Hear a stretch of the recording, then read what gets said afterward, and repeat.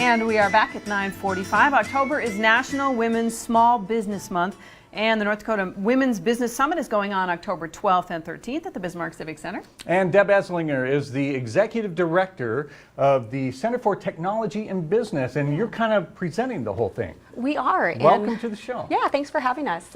Anytime we get an opportunity to talk about one of our events, we're so thankful. And we're also thankful for KFYR because they are a sponsor of our event as well, so thank you.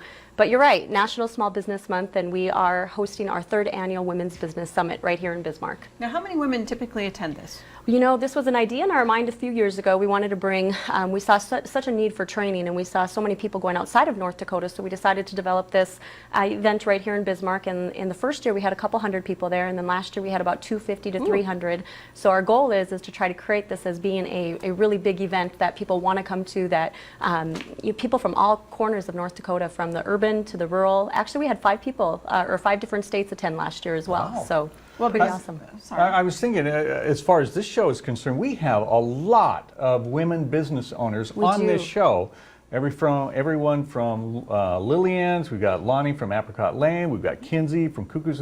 We constantly feature women small business owners. This is big here. It's big all over the world. You know, nationally, women are starting businesses about 3 times as fast as men. And so in North Dakota, we were actually just rated as one of the top 10. Well, wait, let me, really? 3 times faster than men? We got to understand we're trying to catch up. You know, I mean, it hasn't been but 30, 40 years ago, you know, I mean, most of us were transitioning of being the homemaker at the home, and then with online education and with more opportunities for demand of women being in the workforce as well, you know, I mean, we've had a little bit of a slower start. So we're just catching up, and we're creating businesses, and women business owners are really just, you know, doing very, very well when it comes to business. It's fantastic to have this as a resource then. Absolutely. Now, the Center for Technology and Business, tell us what that is about. Sure. Well, we're in our 15th year, so we had 15 years of celebrating supporting women in business. And so we are a nonprofit organization that works directly with the Small Business Administration along with the North Dakota Department of Commerce.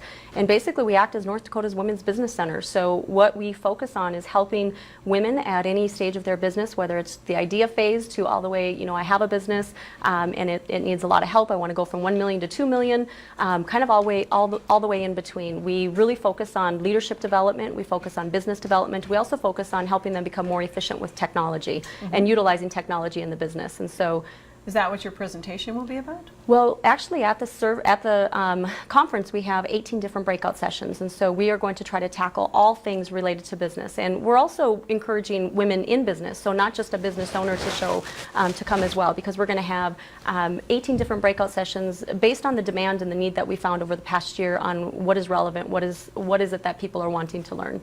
So, and we have a list of all those on our website. I got to ask you this, because I see articles all the time in the media as who makes the better boss, you know, women versus men, and it always seems to go back and forth. Let me I think it's pretty obvious. Well, I'm not going to argue with you at all, but I just wanted your take on this when it comes to women bosses. Well, I don't know if I have a particular take. I think it has to do with the person. I think both men and women can equally be a great boss, and it just depends on how open they are to really understanding their team and trying to remove that dysfunction within their team, and understanding the needs of the team, and understanding that each person does respond to things differently. And I think it all makes it's a personality thing versus a gender thing. Absolutely. But there are still some biases, for instance, that mom needs to be spending more time with the kids. Why is she always at the business? That sort of thing. Is this the kind of thing that you like try to mentor each other? Absolutely. You know, women do business a little bit differently, and what we find is that there's that huge amount of guilt that women have, that they want to have that career, but yet they feel guilty because they